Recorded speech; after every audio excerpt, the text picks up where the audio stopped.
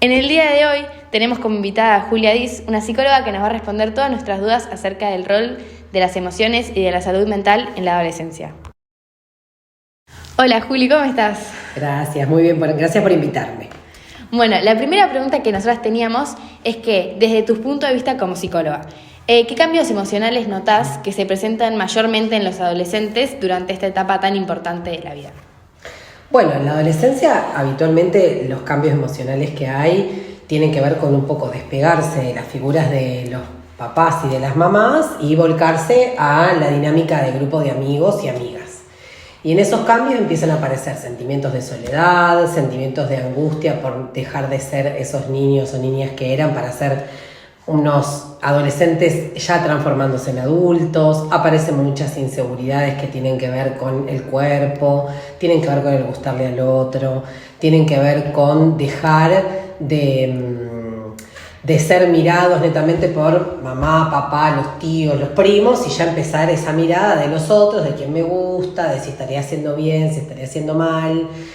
Bueno, aparece la mirada de la sociedad en realidad ahí. Entonces los cambios emocionales son muy fuertes. Habitualmente nosotros aconsejamos que se pueda charlar con mamá y papá cómo se van sintiendo, qué otras situaciones los van encontrando en las primeras salidas, qué me pongo, cuando salgo, si tengo que tomar y quedo más piola, si no tengo que tomar, qué pasa si me gusta a alguien, cómo encaro, cómo no encaro.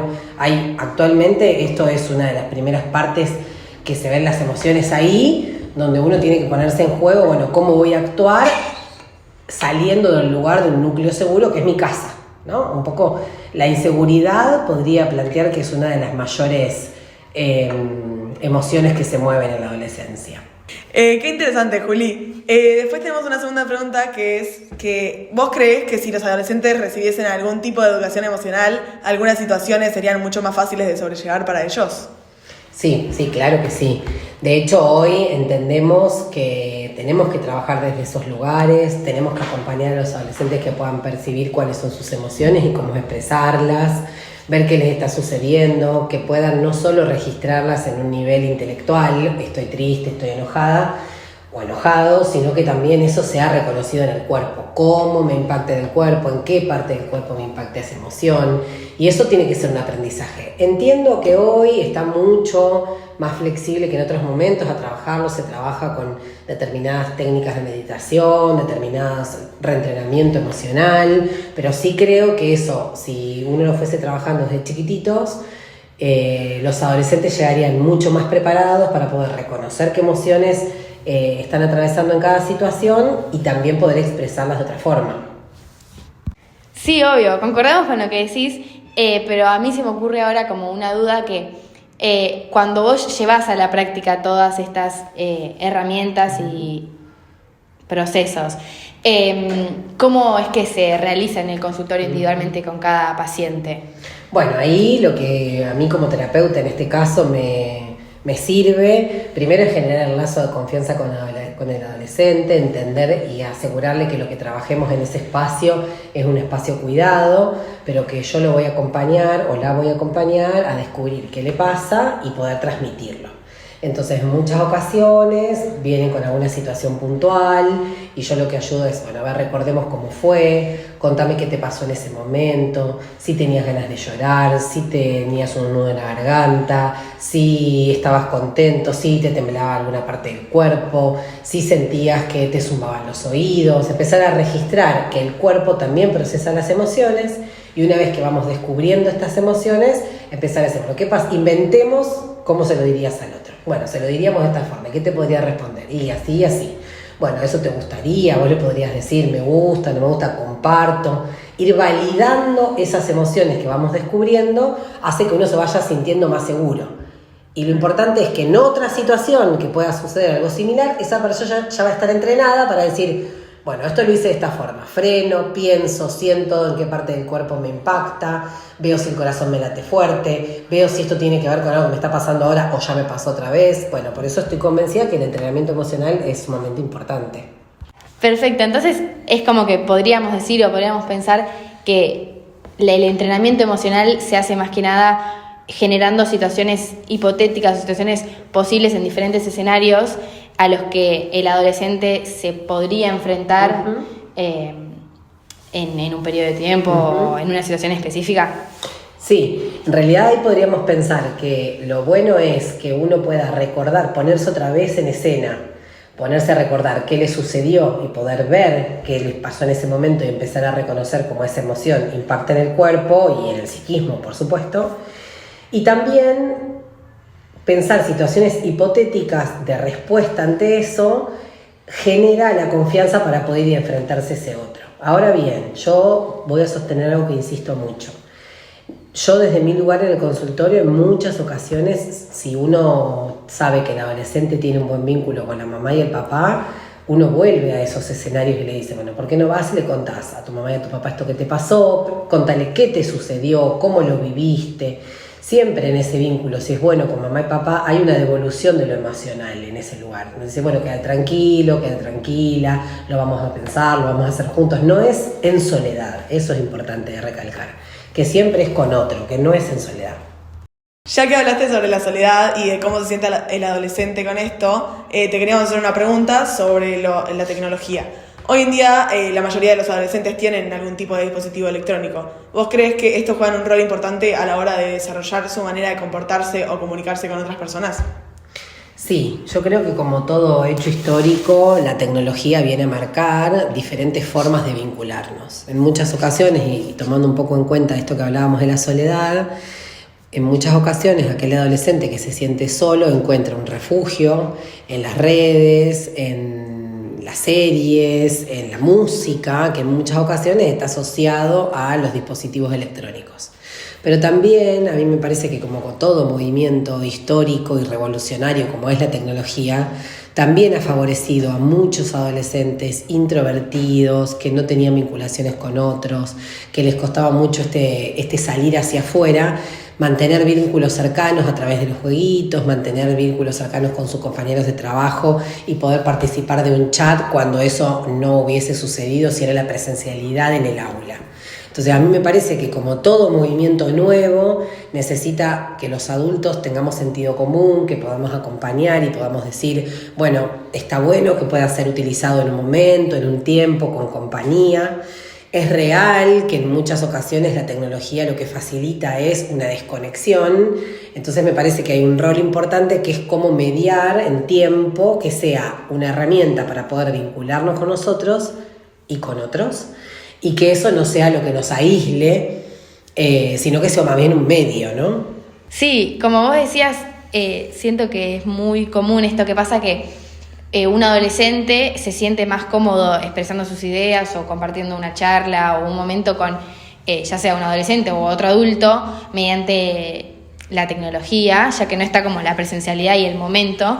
Y esto muchas veces es como criticado o cuestionado por los adultos como si no fuese una real conexión o una real charla. Y nada, y ahí sentimos que podemos conectar con la otra pregunta que teníamos, que es también sobre los adultos, de que muchas veces los adolescentes sienten que no son comprendidos por ellos. Y nada, te queríamos preguntar por qué sentís o crees que sucede esta desconexión, digamos. Bueno, esto que tiene que ver con la tecnología es importante, que lo que dicen, porque muchos adultos desvalorizan que esa sea una forma de vincularse del adolescente. Estoy convencida que no es la única, por supuesto, pero que hoy muchos adolescentes encuentran eso como un vehículo para poder expresar sus ideas, lo que sienten, lo que piensan. Entonces a mí me parece que, vuelvo a insistir con el rol del adulto, porque a mí me parece que un concepto muy importante para trabajar en la adolescencia, las niñeces también, pero la adolescencia es el concepto de adultocentrista. El concepto de adultocentrista tiene que ver con un concepto donde el adulto cree que tiene que enseñarle siempre al adolescente. Y no se puede poner en un rol de humildad donde haga que en ese papel de adulto el adulto puede enseñarle cosas al adolescente y el adolescente enseñarle cosas a adultos y aprender mutuamente, cada uno desde su rol. Entonces, en ese lugar pienso que muchas veces las críticas del adulto están asociadas a una vivencia de adulto, de ya haber pasado experiencias. Si un adulto le dice a un adolescente, te vas a enamorar un montón de veces, no sufras por este o por esta porque ya se te va a pasar, lo está mirando seguramente de un montón de lugares de sufrimiento que él ya atravesó. o te vas a divertir con otras cosas, o te vas a cansar de esto, y no puede ponerse en el rol del adolescente en ese momento que está sufriendo en ese momento, o alegrándose en ese momento.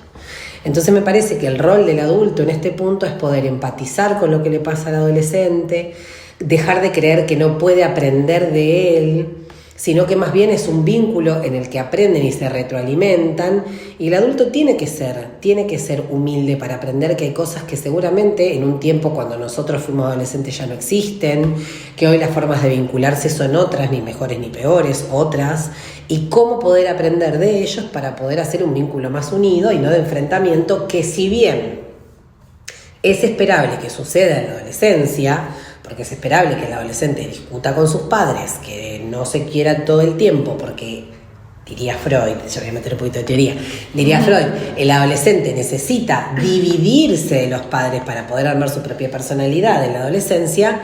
Es real que una cosa es dividirse y decir, tomo esto de mi mamá y de mi papá que me gusta y esto no, y otra cosa es estar en constante enfrentamiento y sentir que el adolescente siente que el papá y la mamá no le entienden en nada. Entonces ahí es donde se empiezan a dar vínculos que se empiezan a romper, vínculos de crítica y donde no se pueden encontrar en ningún lazo de amor. Bueno, Juli, volviendo un poco a lo de las emociones de los adolescentes, ¿cómo crees que ellos pueden aprender a identificar lo que sienten cuando ni siquiera ellos entienden bien qué es lo que les está pasando en esta etapa? Bueno, a mí me parece que hay algo de lo que dije previamente que para mí es lo fundamental, que es que el adolescente entienda que primero no le pasa a él solo, que lo que le está pasando a él o a ella le está pasando a todos y en algún momento nos pasó a todos. Eso como una primera instancia, porque el adolescente empieza a sentir que me estoy volviendo medio loco con todo lo que me pasa, estoy por explotar. Bueno, son sentimientos que no están del todo claros con uno, pero que si uno los comparte con otro, lo más probable es que algo de eso le esté sucediendo a otro o a otra.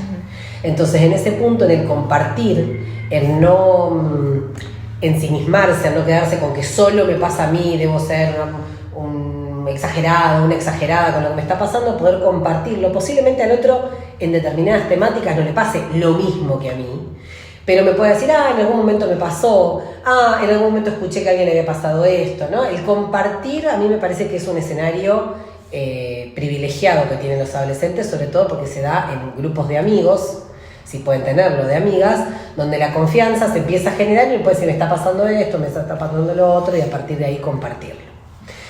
Y vuelvo a insistir con la vivencia que para mí es fundamental. Si no es mamá y papá, es algún adulto referente, puede ser una prima, un primo, un tío, o la mamá de un amigo, de una amiga, que nos acompañe en ir verificando si algo de lo que nos va sucediendo es por ahí, diríamos, ¿no? Es como, bueno, me pongo re mal con esto, vos lo viviste en algún momento, esto te pasó, ¿no? Uno empieza a buscar referencia en otros, claro, que valga la redundancia, son referentes para nosotros, y decir, che, esto me pasó, ¿a vos te pasó en algún momento? ¿Está muy mal si me pongo así? ¿Está bien si me pongo así? Uno cuando empieza a chequear que hubo otros que en la historia le sucedieron cosas como a nosotros, eso nos empieza a tranquilizar.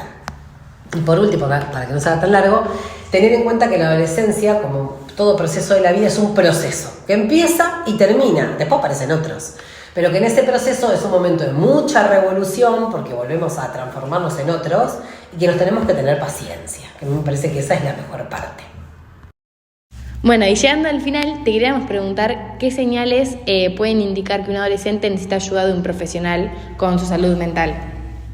Bueno, hay varios indicadores que a nosotros los adultos nos pueden parecer signos de alarma, que esté solo, que no quiera salir con amigos y con amigas, que elija los espacios, porque estar solo hay momentos donde uno puede elegirlo y otro momento es que reiteradas oportunidades esa persona está en la pieza, solo, en contacto con la tecnología. También pensaba que uno de los síntomas en la adolescencia tiene que ver con que le vaya mal en el colegio, que ese no sea que la persona tiene algún problema de aprendizaje, sino que como no se anima a contar que algo le está sucediendo, muestra un poco la sintomatología en eso, que no haga ningún deporte, que uno lo vea triste, digamos, eso me parece que son signos de alarma a los que yo no esperaría tanto para consultar. Creo que consultar como adultos a algún terapeuta y contarle estas situaciones que le suceden a su hijo o a su hija es interesante para que nos aconseje cómo seguir. Y vos, Juli, especializada en la adolescencia, ¿qué mensaje te gustaría dejarles a los adolescentes que sienten que sus emociones los sobrepasan? Bueno, en primera instancia que siempre hablarlo es lo mejor que les puede pasar, hablarlo con alguien, con alguna amiga, con algún familiar, pero también hay otras expresiones que a veces por medio de la palabra, que yo considero que es la más atinada para que otro nos pueda acompañar, también hay otras formas de expresar las emociones y poder comunicarlas que tienen que ver con el arte, con poder expresarlo por medio de la música, por medio del canto, también por medio del deporte, digamos, expresar las emociones, reconocerlas y poder contárselas a alguien, creo que es lo más atinado que le puede pasar a un adolescente. Esa creo que es la forma más interesante de pensar en cuidarse cada uno, ¿no? Que pueda no sentirse solo y poder consultar con otros y contarles para que ese otro nos dé su visión y nos ayude a pensarlo de otra manera. Bueno, muchísimas gracias por todos tus consejos y tu respuesta, Juli. Esperamos que esto le sirva a alguien que lo necesite. Nos vemos en el próximo episodio. Gracias, chicas.